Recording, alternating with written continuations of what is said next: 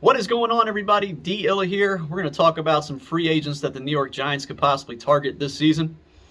As you know, this team is going to be extremely strapped for cash.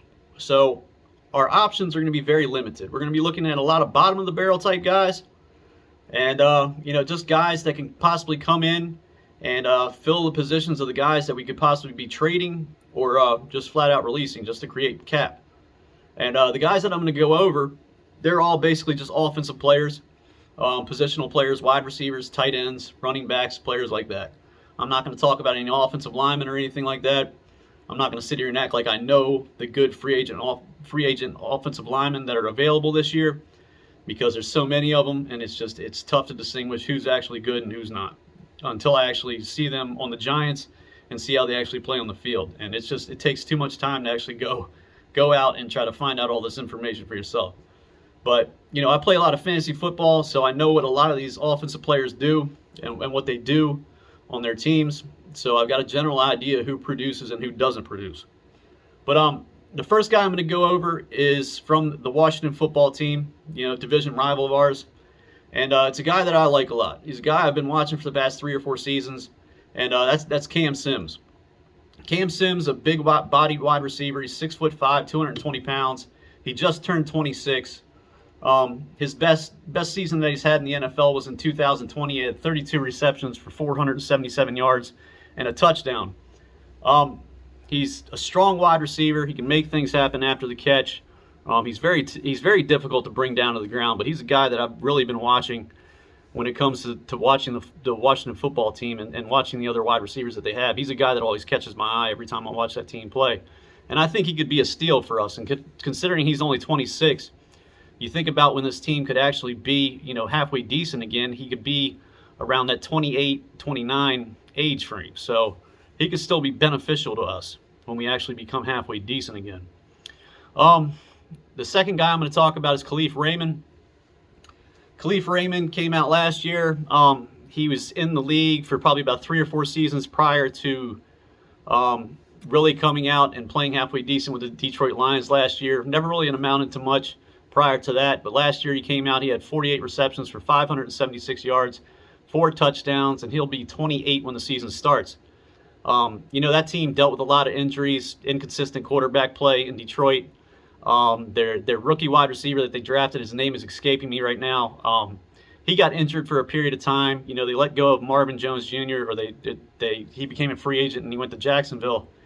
And then, Hawkinson got injured for a period of time. So Kalif Raymond stepped up, and he really became a favorite target of Jared Goff.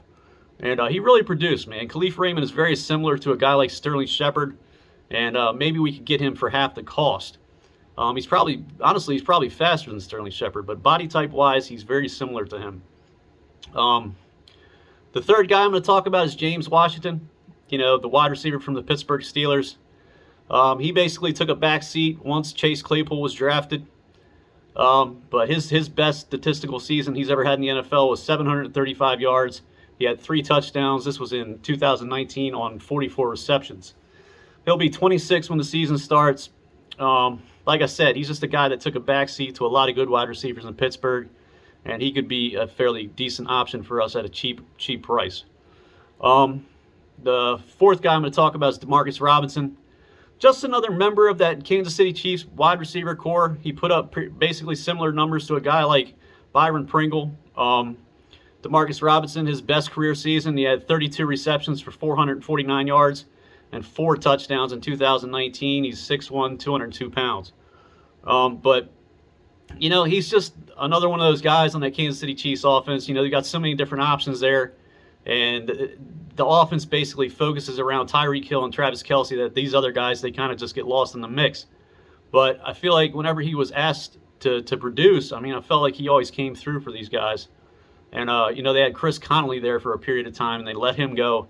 And then it basically was down to Demarcus Robinson and Byron Pringle once Connolly left. And, that's basically all I'm going to say about him. Zay Jones, he's formerly of the Oakland Raiders.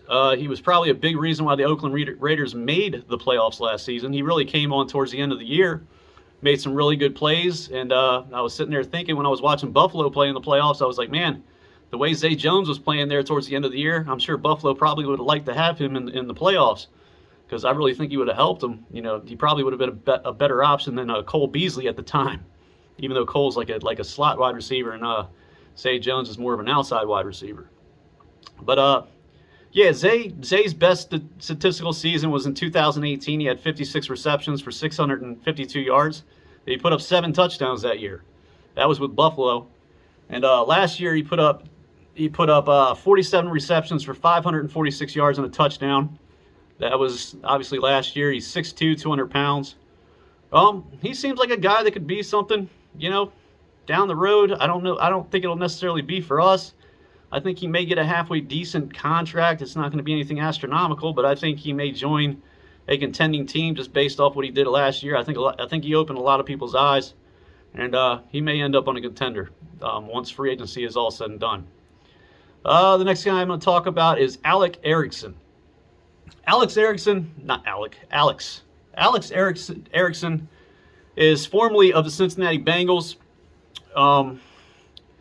Back in 2019, when that team was plagued by injuries, he had 43 receptions for 529 yards. He did not have any touchdowns. He'll be 30 years old this year. He averaged 12.3 yards per catch. And he played in Carolina last year. He's playing behind, DJ Moore, Robbie Anderson, and rookie Terrence Marshall. So he didn't see the field very much. And, Carolina was just plagued by poor quarterback play. But he's a guy that I feel like he's not going to be a guy that comes out there and wows you. But he's a guy that I feel like has sure hands when he's throwing the ball for the most part. And he can make some catches and make some plays here and there for you. The next guy I'm going to talk about is Braxton Berrios. Our neighbors, the New York Jets, he was a part of last season. Braxton Berrios, he was another guy that I've liked for a period of time. And it was good to see him finally get a run with the Jets last year. But, of course, with rookie play from Zach Wilson, struggling quarterback, Joe Flacco was constantly struggling in that offense, even though the offense kind of came to life once Zach Wilson had an injury and then Joe Flacco came in there, even though Zach Wilson kind of got it all together towards the end of the year. It seemed like he was. But, that was a team that was dealing with a lot of injuries. Corey Davis got hurt. Elijah Moore was banged up. Denzel Mims has never really turned into anything for them. And then Jamison Crowder, he's been constantly banged up for them. But Braxton Berrios, his best season was last year. He had 46 receptions for 431 yards, 2 touchdowns. He's 5'9", 190 pounds. If the Jets don't re-sign him or another team doesn't re-sign him, I would think the New England Patriots will probably come calling for Braxton Berrios, because I'm sure he reminds them a lot of Wes Welker and Julian Edelman. And that's what I always thought about him. Now, could he produce like them? I don't know about that, but he is very similar to those two types of wide receivers. Another guy I'd like to talk about is maybe Auden Tate, if you want to take a flyer on him. Big body possession wide receiver, formerly of the Cincinnati Bengals. His best season was in 2019. He had 40 receptions for 575 yards and a touchdown.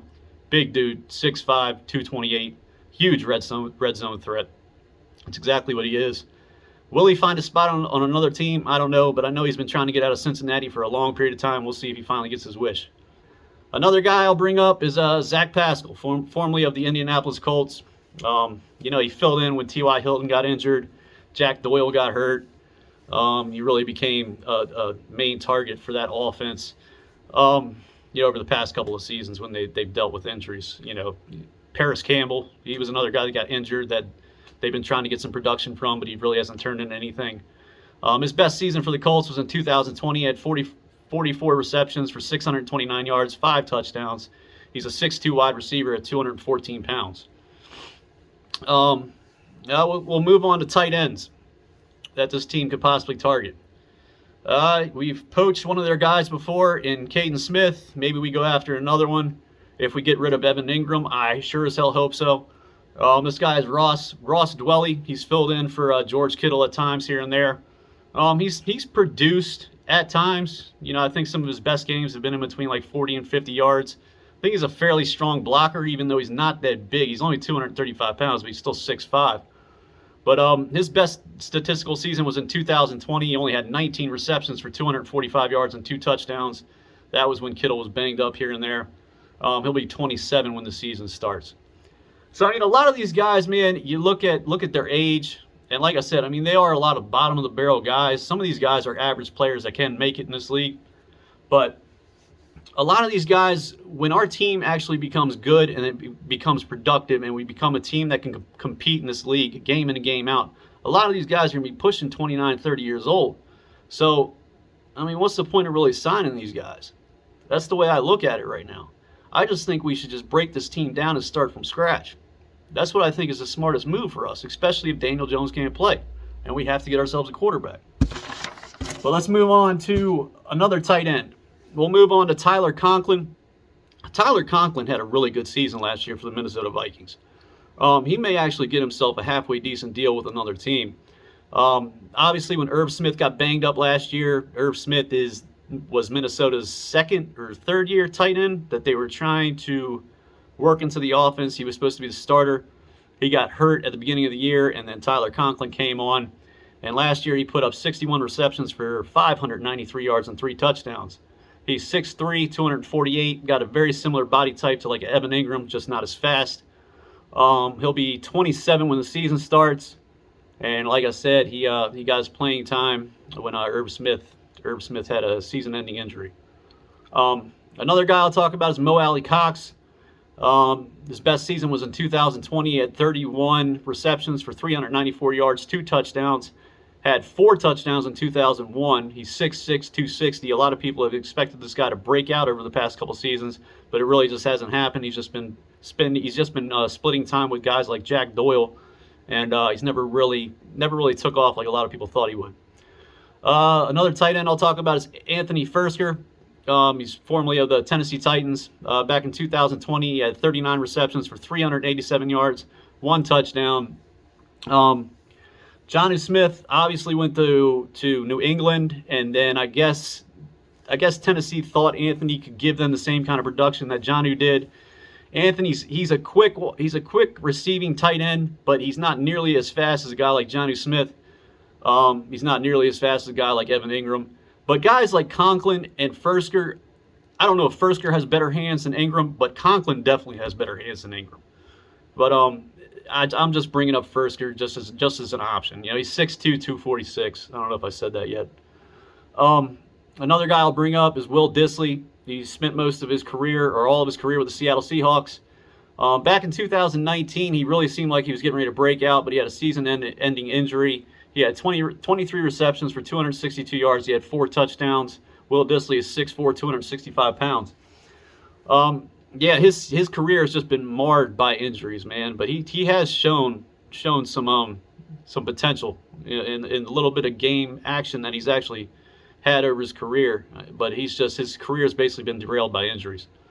Another guy I'll bring up is Tyler Kroft. You know, he's 29 years old. He does have that. He did used to play for Buffalo for 2 seasons. Back in 2019 and 2020, he was a part of the Buffalo Bills. So he does have that connection with Joe Shane and Brian Dable. He could be an option. He's back in 2017. He had 42 receptions for 404 yards and 7 touchdowns. Not a hateful touchdown amount right there. He's 6'6", 252. Honestly, in the preseason last year, Zach Wilson had a pretty good connection with him, and a lot of people thought that connection was going to do something in the season, but it just never really amounted to much. Especially after, Zach Wilson had his struggles early on. I'm gonna move on to running backs, guys that we could possibly target. Even though I think we should have asked Devontae Booker to possibly take a pay cut, I'd have been fine with Devontae Booker starting for this team if we ended up trading Saquon Barkley, especially if we got a late second-round pick for him. I thought Devontae Booker did a hell of a job. When we signed Devontae Booker, I thought Devontae Booker would honestly give us the same kind of production as Wayne Gallman, and it turned out he did basically the exact same thing. He may have been even better. But if we do choose to trade Barkley, which I think is the smartest thing to do because I just don't see any use for him on this team in the near future because we're just not going to pay him the amount of money that he wants, especially if he has a strong season this year.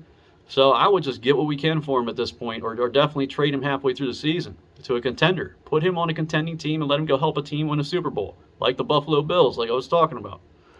Our old buddy Devontae Freeman, he'll be available. He was a fairly halfway decent option for us when we had him. Last year for the Baltimore Ravens, he put up 100. He had 113 attempts for 576 yards. He had 5 touchdowns.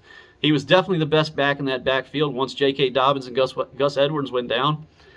He averaged 4.3 yards per carry. They had him splitting time with Latavius Murray, but Latavius Murray looked like an absolute slug coming out of that Ravens backfield. And I don't know why they didn't just decide to go with Devontae Freeman. It's probably because he was an older guy and they just didn't think he could handle the load. But you know, Latavius Murray is just complete trash. I don't even know why they were wasting their time with him, because they just didn't really have many options to begin with. Another guy I'll bring up is David Johnson. I don't think I really need to go over, you know, what David Johnson has done in his career, especially with the Arizona Cardinals. Last year, he dealt with some injuries, kind of slowed down a little bit. The year before that, in 2019, I think he put up like around 635 yards. He may have had 4 or 5 touchdowns. But, you know, he's definitely not the running back that he used to be. But if we could get him on the cheap and he could possibly come in and take over for Saquon Barkley or be another option to Saquon Barkley, I think that may be a fairly halfway decent option. It's not going to be the best, but like I said, we're not going to have our pick of the litter when it comes to the money that we have available. The last guy I'm going to talk about is Rashad Penny. I will be extremely surprised if the Seattle Seahawks get rid of Rashad Penny. I mean, this is a guy that a lot of people expected to break out over the past 2 to 3 seasons. He's dealt with a ton of injuries, much like that whole entire Seattle Seahawks backfield. But, you know, having Chris Carson and guys like that, they have Chris Carson, they have Travis Homer, and I think Rashad Penny was probably the number 2 in that backfield. But, yeah, I mean, this backfield has been nothing but injured over the past couple of seasons. But Rashad Penny really took over this backfield at the end of the year and basically cost me my fantasy championship because he was just exploding towards the end of the year. I mean, he was running all over people. He was doing what a lot of people thought he would do for a good period of time. Now, will he stay healthy this year? Who knows? Will another team offer him a decent contract just based off what he did last year? I mean, it's a possibility. But if Seattle keeps Russell Wilson and they need a running back, and they don't decide to go with Chris Carson, I guess they would. I mean, I would definitely keep Rashad Penny on the roster. But that was just a guy I wanted to talk about. Last year he had 119 attempts, he had 749 yards, and he had 6 touchdowns. So yeah, I mean, he didn't play a full season either. He put up some decent stats. But yeah, those are the guys I wanted to run through. This is a 17-minute video. I know it's kind of tough to sit through long videos like this, but I just wanted to go through some guys that I think we could target. But like I said, the main guy that I would really like to target myself, I would love to see Cam Sims on this team. I would love to see Cam Sims come to this team. Because, you know, it's the Washington football team. They don't always make necessarily the best choices when it comes to personnel. So I think we could get that dude as a steal. And I'd love to see him out there playing with our wide receivers and our wide receiver core just to see if he can actually turn into something at 26 years old. He's still got some football ahead of him, and I think he's a good player. I think he could really be a steal. But that's it for the video, you guys. I got my little guest host back there in the background. That's my dog, or my dog passed away back in December. I didn't really say anything about it, but I got a big cardboard cutout of her. And if you didn't notice, you know, she is the logo on my channel with because I took a picture of her one time with a Giants hat. She was patient enough to let me take her picture, and yeah, she is the logo for my channel. But yeah, I got her chilling back there. But that's it for the video, you guys. I appreciate you tuning in. I'm sorry I was so harsh in my last video, but you know, that's what I honestly believe this team needs to do. And I just think we need to start over from scratch and just kind of do what we have to do, and just quit living in like the Dave Gettleman mindset of trying to rebuild and win at the same time, because we've obviously seen that doesn't work. So we just need to just bury some dynamite into this building and just drop it down to the ground and start from scratch. And that's honestly what I believe we have to do. If Daniel Jones can't seem like he can play in this league, if he shows he can't play in this league, I honestly believe that. But that's it for the video, you guys. You take it easy. I appreciate you tuning in as always. Thank you for viewing, and I'll see you in the next video. Have a good day. All right.